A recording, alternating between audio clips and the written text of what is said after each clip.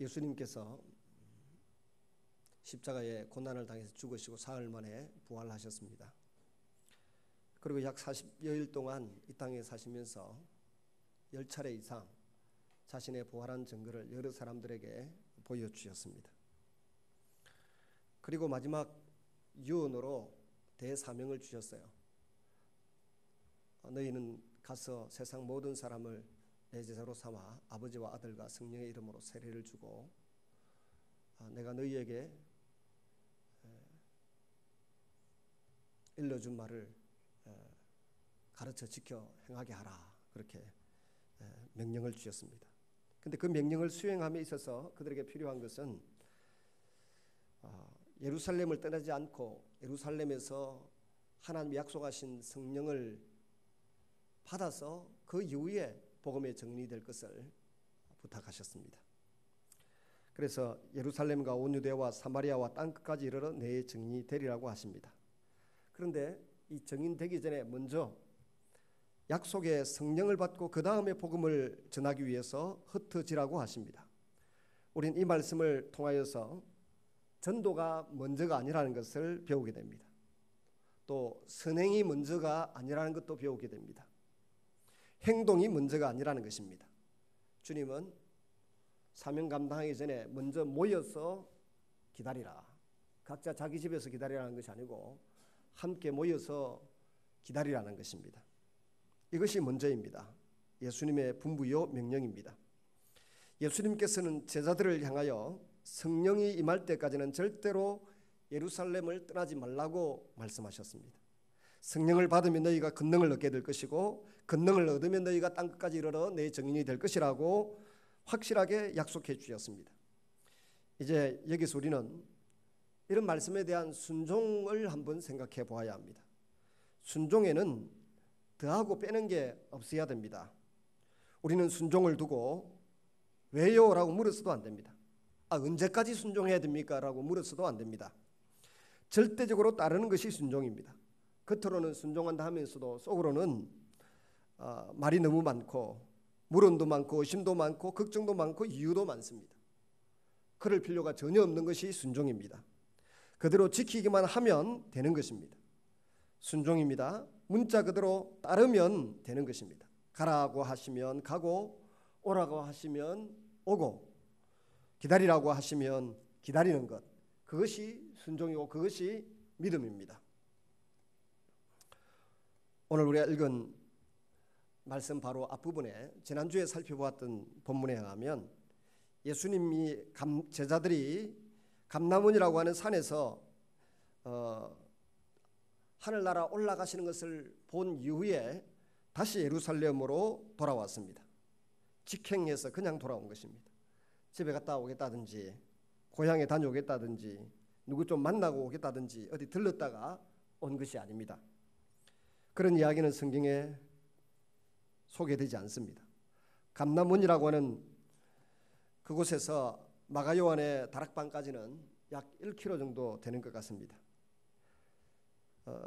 견눈 팔지 않고 그냥 내려와서 모였습니다. 흩어지지도 않았고 예루살렘을 떠나지도 않았습니다.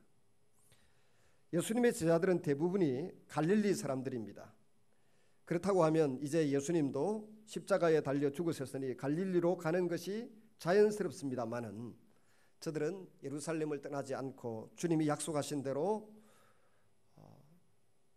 하늘에서부터 능력이 임하는 것, 성령님이 임하는 것을 기다리게 되었습니다.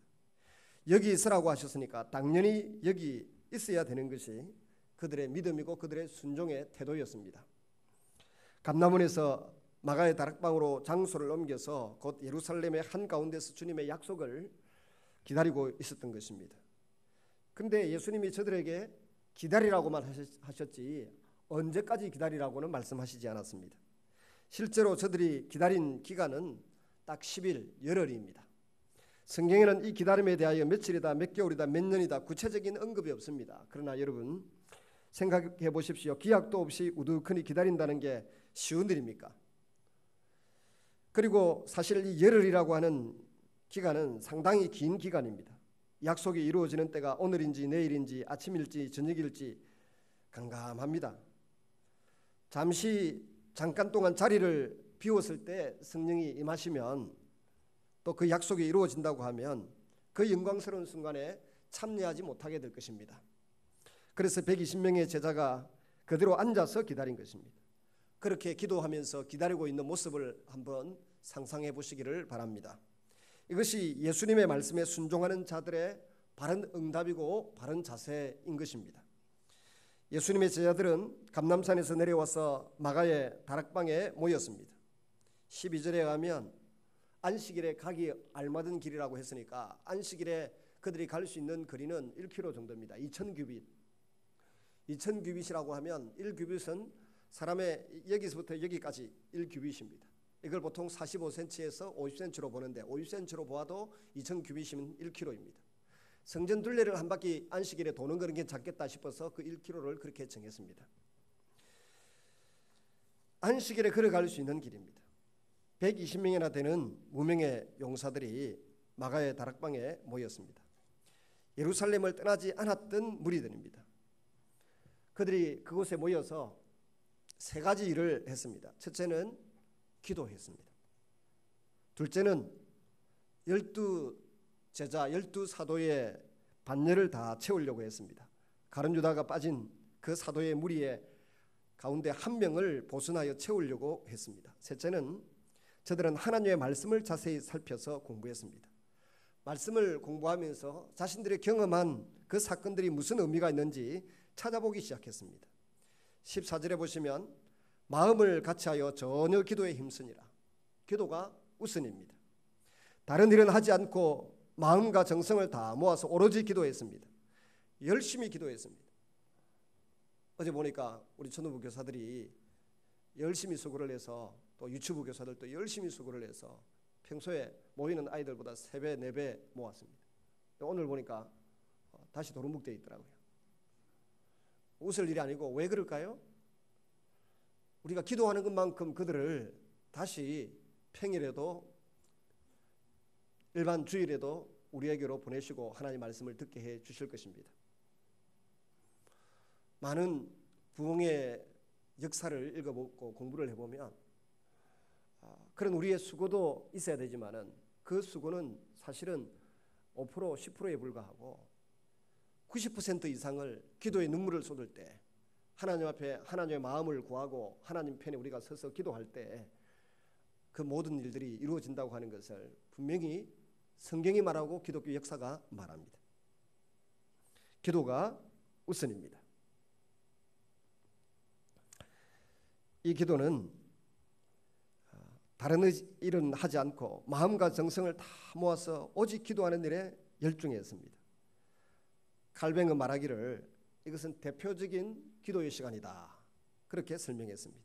집중 기도했고 여러 사람이 마음을 합하여 합심해서 기도했습니다. 이렇게 기도할 때 하나님의 기적이 하나님의 표적이 나타났습니다. 이 기도는 약속을 받은 그 말씀을 근거로 해서 기다리는 마음의 기도입니다. 내 욕심을 채우기 위해서 이거 달라 저거 달라 한 것이 아니고 하나님이 예수님이 기다리라.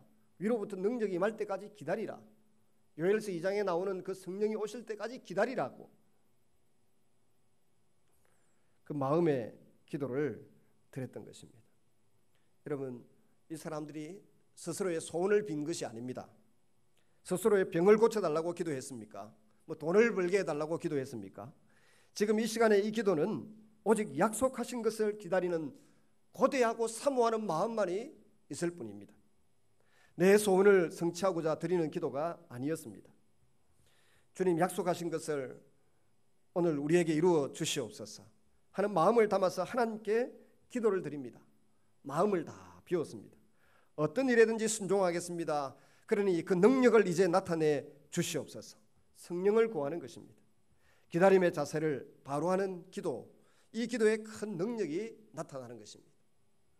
제가 최근에 그 스마트폰에 메인 화면을 바꾸었습니다. 그전에는 뭐 아름다운 경치도 있다가 아내의 얼굴도 있다가 결혼한 자녀의 모습도 있다가 뭐 이랬었는데 최근에 어떤 저 백파의 교회 섬기시는 목사님이 카메라 전문가예요. 자기 집에서 보니까 그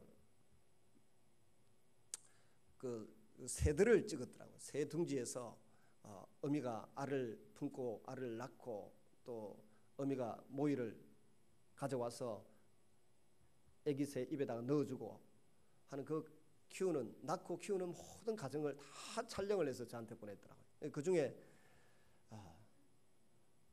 제 마음에 꼭 드는 그림이 하나 있었습니다. 그래서 그 그림을 스마트폰 메인 화면으로 장식을 했는데요. 다름이 아니고 거기 그 갓난 아기 새가, 말이 맞는가 모르겠네요. 갓난 아기 새가 그 어미가 모이를 가지고 이리 올 때 목을 쭉 그러니까 빼가지고 그 모이를 기다리는 그 모습요.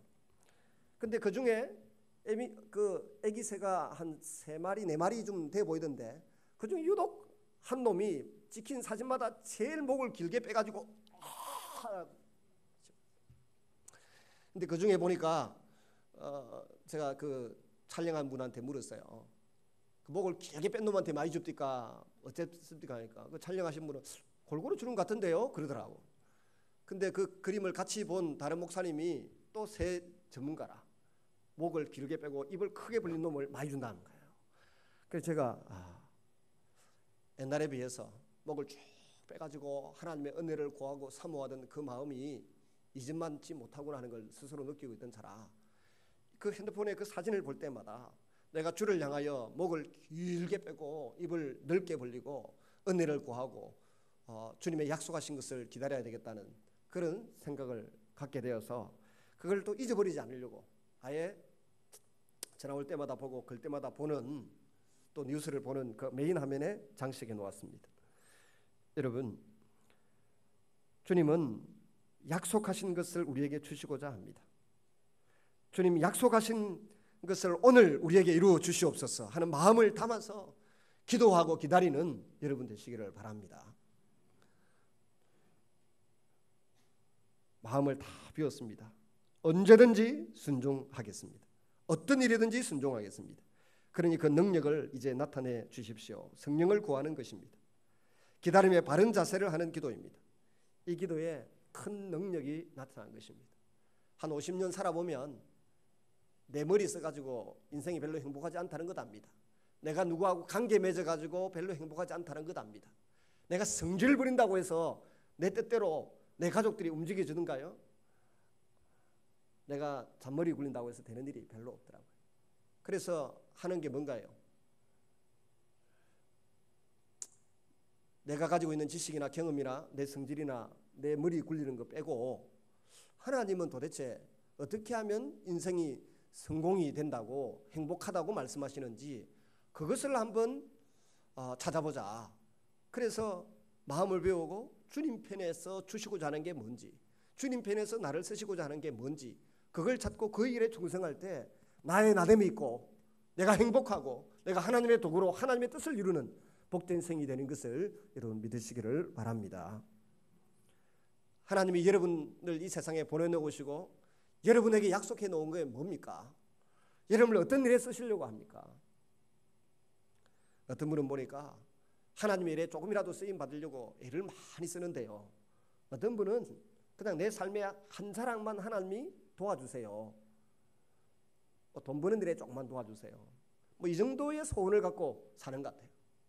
그런 삶은 결코 성공적인 인생이 될 수가 없습니다. 돈 버는데 조금 도움 받는 거는요. 저 무당한테 가서 부닥거리하고 물어도 10번 중에 9번 정도는 맞답니다. 귀신에게 속았어도 10번 중에 9번은 맞는데 마지막에 불행해지지만은 그게 도움이 된답니다. 우리 하나님은 그런 식으로 우리를 도우시는 분이 아니라고요. 우리의 생각이 바르게, 우리의 말이 바르게, 우리의 표정이 바르게, 우리의 마음이 바르게 그렇게 되도록 하나님이 쓰신다는 겁니다. 그런 사람을 쓰신다는 겁니다.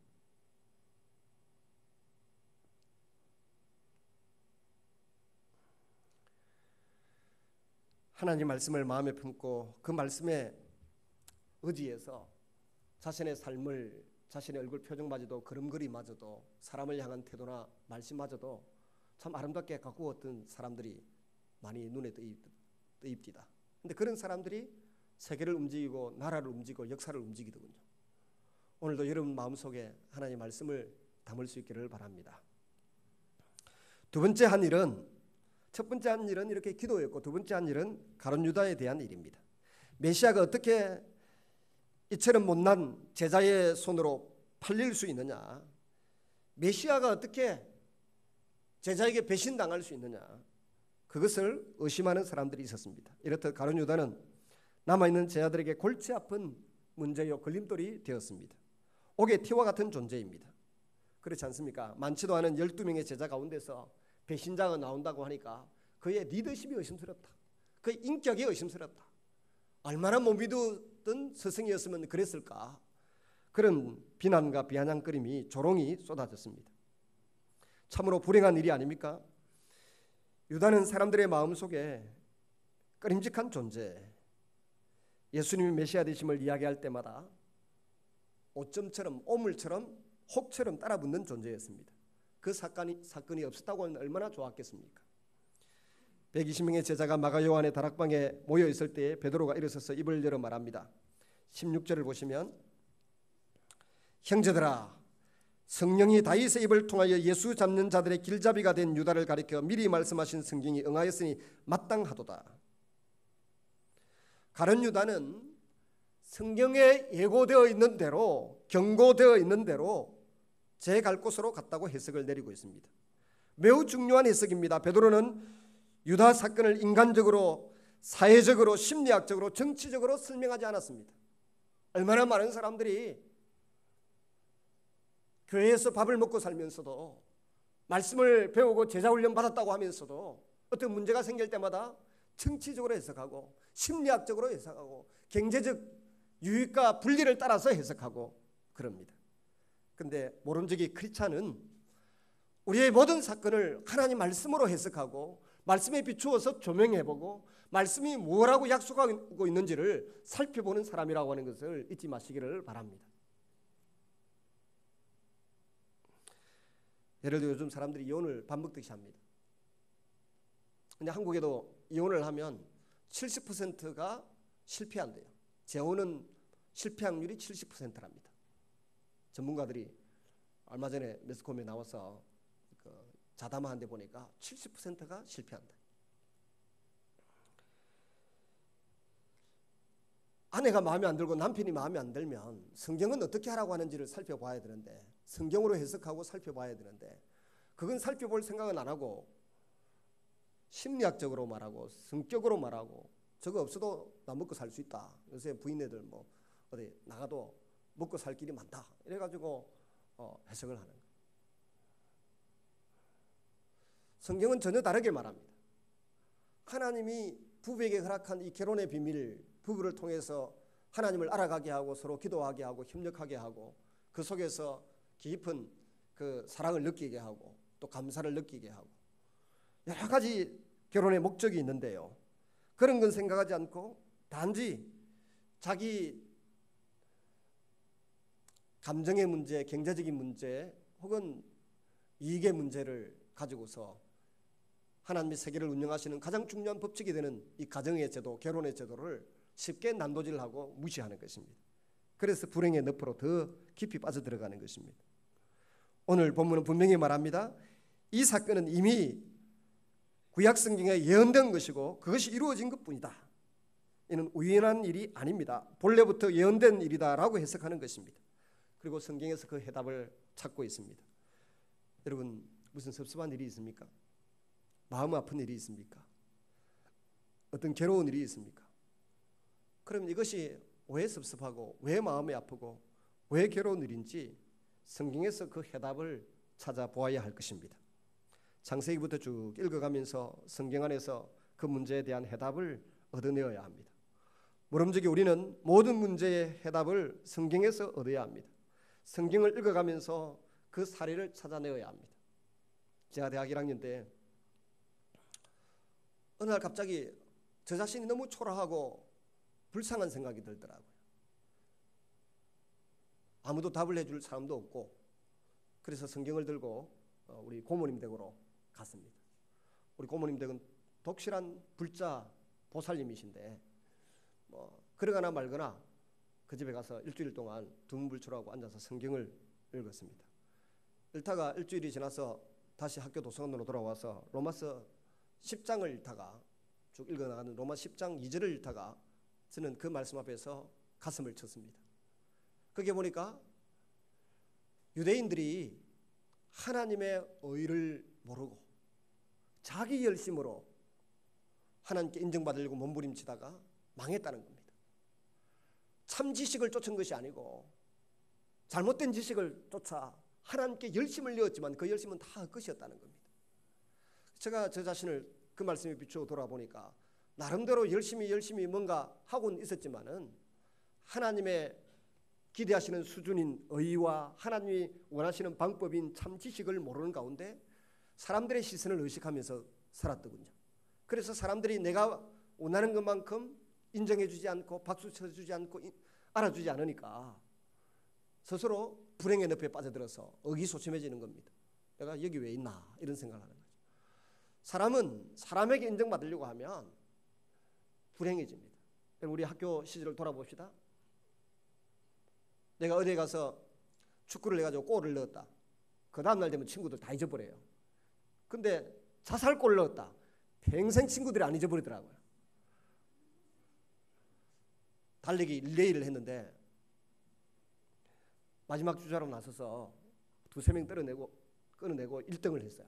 친구들이 쫓아와서 들여다 행가래를 치고 난리가 나는데 저는 한 일주일 동안 행복한데 친구들은 그 다음날 다 잊어버렸더라.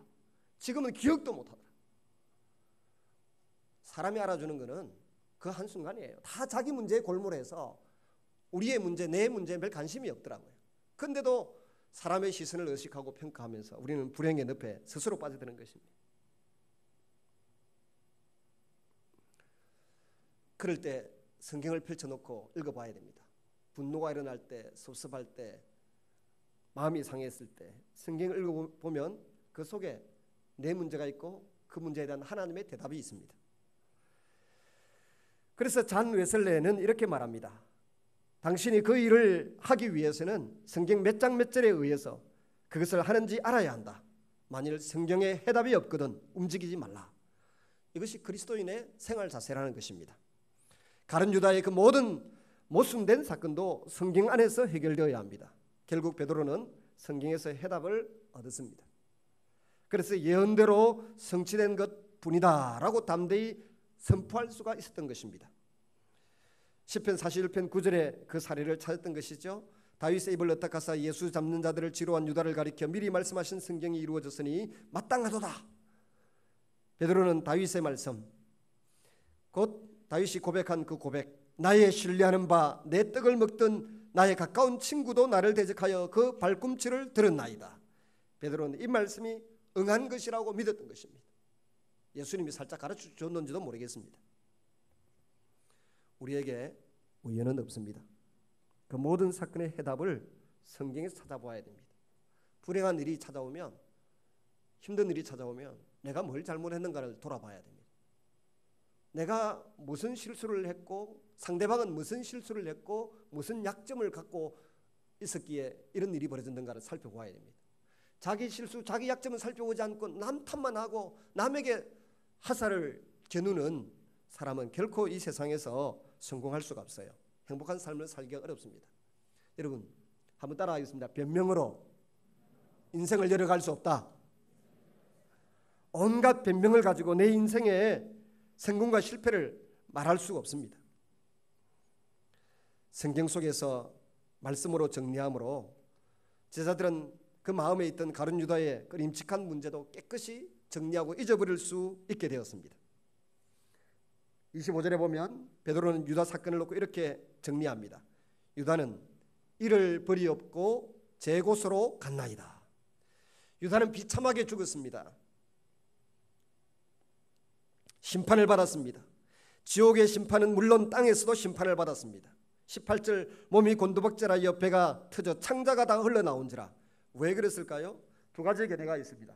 첫째는 12제자들이 다 갈릴리 사람들인데 유다만 예외였습니다. 다른 지역 사람이었습니다. 그래서 왕따, 소외감을 느껴서 그것을 마음에 품고 있다가 이렇게 사고를 크게 친 거다. 그 사람이 섭섭 감정을 느끼면 거기에는 사단이 자리를 잡고 있다 보면 됩니다.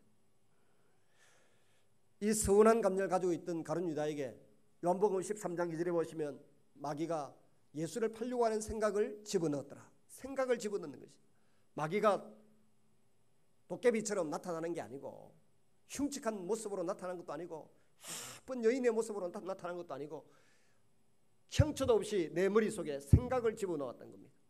서운한 감정을 가지고 있는 그의 마음에 한 자락에다가 예수를 팔아 넘겨야 되겠다라고 하는 생각을 집어넣었다는 것입니다. 내 속에 들어와 있는 생각이 하나님의 생각인지 진정 나를 행복하게 하는 생각인지 사단의 하수인 종로로 하는 생각인지를 면밀하게 점검해 보아야 할 것입니다. 두 번째는 예수님이 저 모양 저 꼴로 지금 다니셔도 위기에 모이면, 위기에 딱 몰리면 하나님의 아들로서 특별한 능력을 나타낼 건데, 로마 군병들이 잡으러 온다든지 죽이려고 하면 그때 능력을 나타내면 이 세상이 확 뒤집어진다. 로마 제국이 한순간에 물려가고 우리는 해방을 맞이하게 되지 않을까.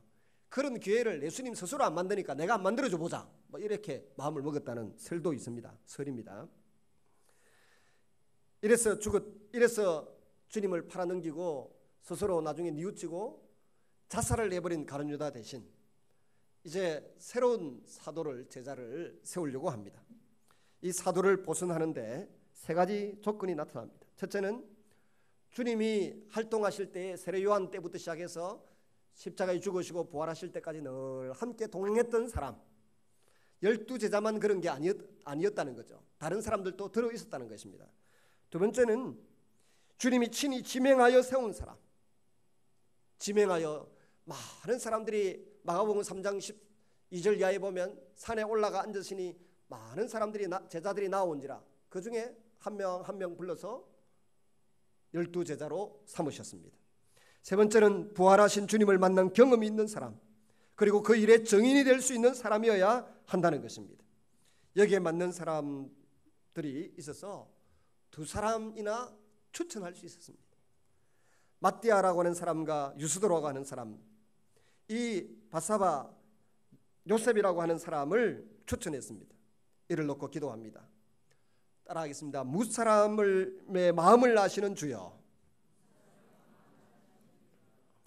성천하신 이후에 가룟 유다 대신에 다른 제자를 선택해서 12명을 채워야 할 필요를 느꼈던 제자들, 그들이 두 사람을 추천해놓고 기도를 합니다.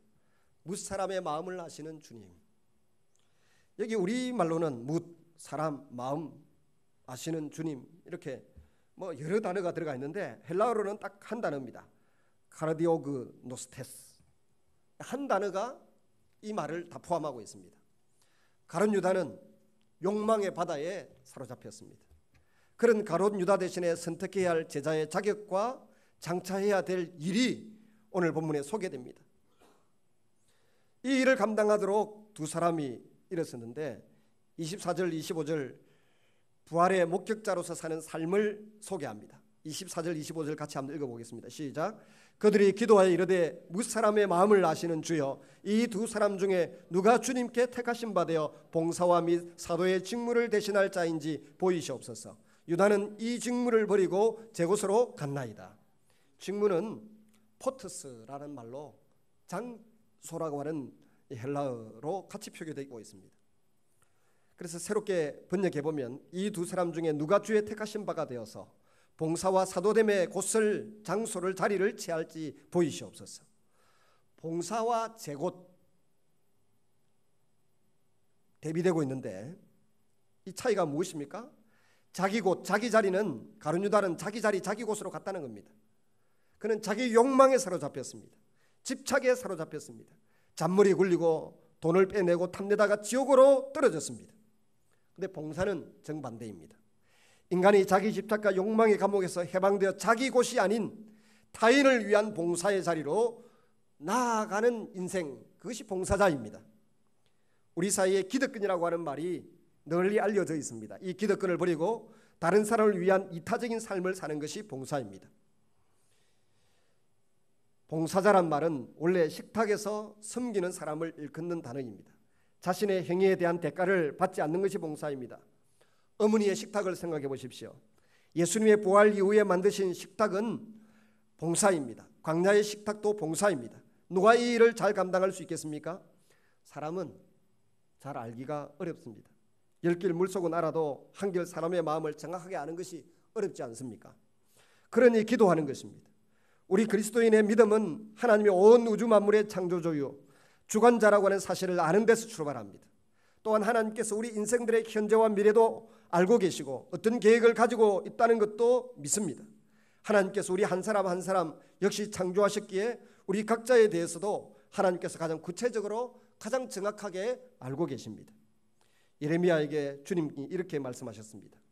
예레미야서 1장 5절에 내가 너를 모태에 짓기 전에 너를 알았고 내가 배에서 나오기 전에 너를 성별하였고 너를 여러 나라의 선지자로 세웠노라. 배에 잉태되기 전에도 하나님 마음에 예레미야가 있었다는 겁니다. 모태에 짓기 전에 있었다는 겁니다. 배에서 나오기 전에 너를 성별했고 너를 여러 나라의 선지자로 세웠노라. 하나님은 우리 한 사람 한 사람이 어머니 품에 아버지의 씨앗이 들어가기도 전에 이미 우리 한 사람 한 사람이 하나님의 마음에 있었다라고 말합니다. 아멘이십니까?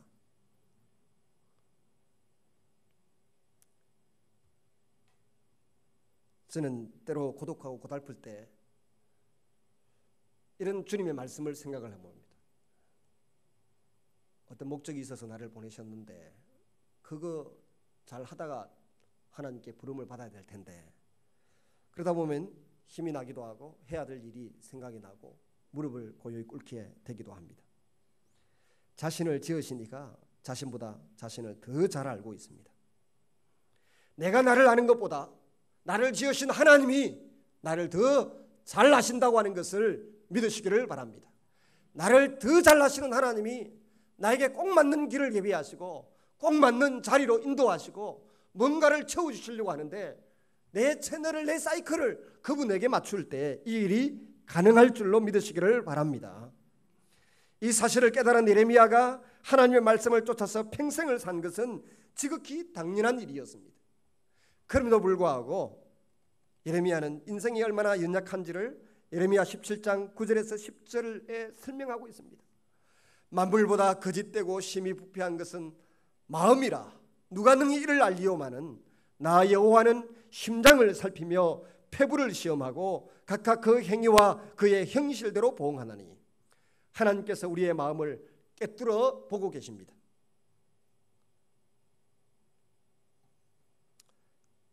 예수님께서 더 구체적으로 우리의 부패한 마음에 대해서 언급하신 적이 있습니다. 마가복음 7장 21절 이하에 보면 인간의 마음에 나오는 더러운 것이 있는데 입으로 들어가는 것이 더러운 것이 아니고 입에서 나오는 것이 더러운 것인데 13가지 추접스러운 것, 우리에게 끔찍한 것, 나의 나됨을 갉아먹고 인간의 인간성을 갉아먹는 13가지 항목을 소개하셨습니다. 속에서 곧 사람의 마음에서 나오는 것은 악한 생각과 음란과 도둑질과 살인과 간음과 탐욕과 악독과 속임과 엄탕과 질투와 비방과 교만과 우매함이니 이 모든 것이 악한 것이 다 속에서 나와서 사람을 더럽게 하느니라. 다윗도 마찬가지로 이 사실을 지적합니다. 시편 139편 1절에서 4절을 통해서 이렇게 말씀하셨습니다. 쉬운 성경으로 이야기하면 주님께서 나를 샅샅이 살펴보셨으니 나를 환히 알고 계십니다.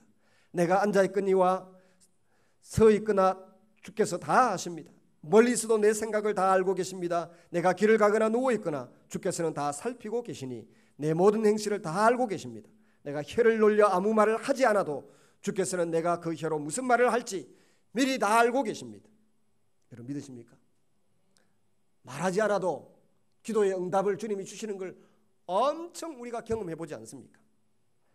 다윗에게 하나님은 자신의 일거수일투족을 하나도 빠짐없이 다 아시는 분, 자신의 모든 생각을 낱낱이 아시는 분, 입술과 혀를 통해서 발설치 않는 말, 이럴 때면 마음속 깊이 담아둔 말까지도 아시는 분이었습니다. 자신의 이름이나 행동 그리고 생각은 말할 것도 없고 자기 마음에 이르기까지 자신에 대해서 모르는 것이 하나도 없는 분이 하나님이셨습니다. 다윗은 자신이 하나님을 그렇게 믿는 까닭을 역시 시편 139편을 통해서 밝히고 있습니다. 13절에 주께서 내 속에 내장을 창조하시고 내 모태에서 나를 짜 맞추셨습니다. 16절 나의 형절이 갖추어지기 전부터 주께서는 나를 보고 계셨으며 나에게 정하여진 날들이 아직 시작도 되기 전에 이미 주의 책에 다 기록되었습니다. 그러므로 다윗은 자신의 모든 고난과 모진 세월들 속에서도 하나님이 자신을 믿음의 대장부로 다듬어가고 계시는 작업에 대한 신뢰가 가득했습니다. 시편 23편 4절에 그것이 바탕이 된 고백이 나옵니다. 내가 사망의 엄침한 골짜기로 다닐지라도 해를 두려워하지 않을 것은 주께서 나와 함께 하심이라. 주의 지팡이와 막대기가 나를 안위하시나이다. 사도 바울은 주는 영이시니 주의 영이 계신 곳에는 자유가 있느니라 그랬습니다. 우리가 우리 자신을 돌아볼 때 하나님의 영이 함께 하심으로 우리의 마음이 정결하게 되고 하나님의 영이신 성령이 함께 하실 때 온갖 13가지 초접스러운 우리에게 있어서 우리를 갉아먹는 독소와 같은 것들이 뒤로 물러가고 사라지게 되는 것입니다. 영이신 하나님께서 자신과 함께 하심을 믿는 사람은 어떤 경우를 당하든지 자신을 가장 잘 아시는 하나님께서 자신의 영적인 성장과 성숙을 위해서 꼭 필요한 가정을 주셨을 것을 믿습니다. 그래서 불안해하거나 두려워하지 않았던 것입니다. 바울은 온갖 고난과 핍박 속에서도 초의 흔들림 없이 자유로울 수 있었던 것은 그 상황을 주신 분이 자신보다 자신을 더 잘 아시는 하나님이신 것을 믿었기 때문입니다. 오늘 마띠아와 요셉을 놓고 그들은 조그만 조약돌에다가 두 사람의 이름을 새겼습니다. 두 사람의 이름을 조약돌에 하나는 마띠아 하나는 요셉이라고 새기고 항아리 속에 넣어서 그걸 흔들었습니다. 그래서 톡 튀어나오는 것 누구였을까요? 마띠아였습니다. 그래서 마띠아가 사도로 선택이 되었습니다. 그 당시에 유대인들의 제비뽑기는 그렇게 했다고 합니다. 말씀을 맺습니다. 오늘 주님이 쓰실 만한 사람들은 이 사람이나 저 사람이나 비슷비슷해 보여서 두 사람을 이렇게 그 중에 추천을 했습니다. 그러나 하나님이 그 사람 쓸만한 사람의 마음은 하나님이 아신다는 것입니다. 사람이 잘 모른다. 오늘날 민주화 시대의 분위기에 편성해서 우리가 교회 직분자들을 선택할 때도 투표를 해서 선택을 하잖아요. 투표를 해서 선택을 해놓으니 피선된 투표로 해서 교회의 중요한 직분을 맡았던 사람들이 때로는 얼마나 속을 썩이는지 모릅니다. 뭐 우리 교회는 아직 그런 일들이 없습니다만은 다른 교회는 막 소송도 일어나고 폭행도 일어나고 온갖 좋지 못한 일들이 일어나서 온 교인이 머리를 잘레잘레 흔드는 일이 생깁니다. 왜일까요? 그 사람의 마음을 모르는 거예요. 그 사람 마음에 정말 하나님이 있는지, 정말 영혼을 사랑하고 천국을 소망하고 주님을 사모하는 마음이 있는지를 모르는 거예요. 겉모습 보고. 여러분, 저는 우리 교회 어떤 분이 옛날에 장로님 되고 싶다 해서 해봐라. 그 3년만 하면 된다. 얼마나 쉬운지 모른다.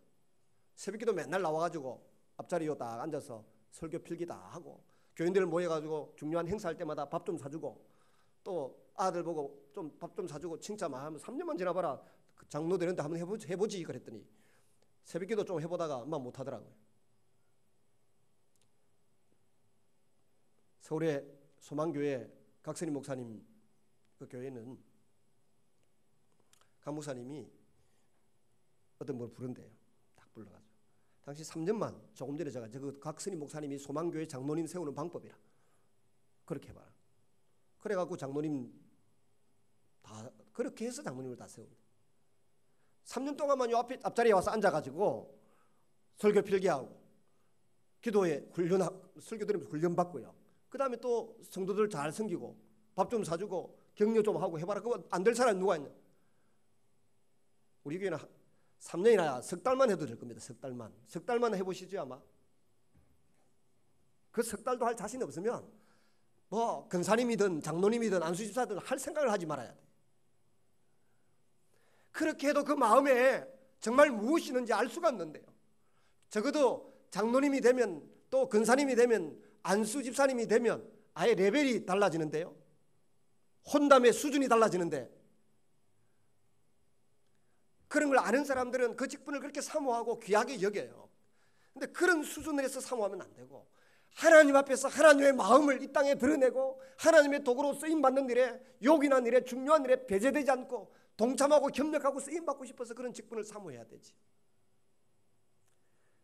근데 문제는 우리가 오늘 본문을 보면서 우리의 마음을 아시는 주님 앞에 내 마음에는 주님이 말씀하신 것처럼 악한 생각, 음란, 도둑질, 살인, 간음, 탐욕, 악독, 속임, 엄탕, 질투, 비방, 교만, 우매함, 이것밖에 없는데 이 마음을 어떻게 하면 깨끗하게 만들 수 있을까요? 청결하게 만들 수 있을까요? 하나님 보시기에 합하게 만들 수 있을까요? 거기에 대한 대답을 주님이 성경의 설교 중에 하셨습니다. 마태복음 5장 3절에서부터 11절까지의 말씀이 바로 거기에 대한 대답이에요.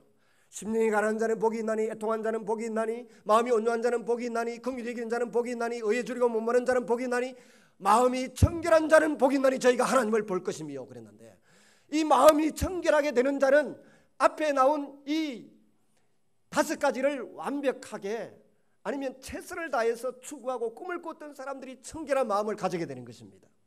이게 하나하나의 계단입니다. 심령이 가난한 자가 되고, 그 다음에 애통하는 자가 되고, 그 다음에 온유한 자가 되고, 의에 줄이고 목마른 자가 되고, 긍휼히 여기는 자가 되고 난 이후에 비로소 그 마음이 청결한 자가 되어서 주님의 발자국을 볼 수 있고요, 주님의 손길을 볼 수가 있고요, 주의 음성이 들리게 되는 역사가 나타나게 되는 줄로 믿으시기를 바랍니다.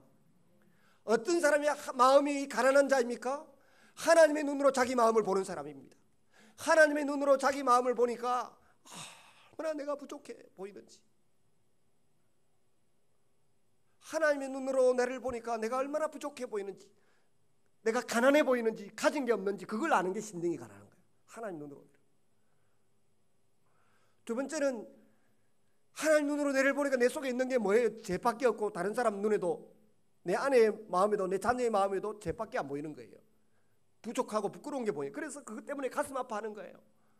내 마음에 있는 죄와 주님의 성품을 담지 못한 것 때문에 애통해하고 가슴 아파하는 것, 그리고 나를 내 속마음까지 빼닮은 이 내 새끼들을 보니까, 자녀들을 보니까 너무 안타까워서 애통함이 우는 겁니다. 그게 애통하는 자예요.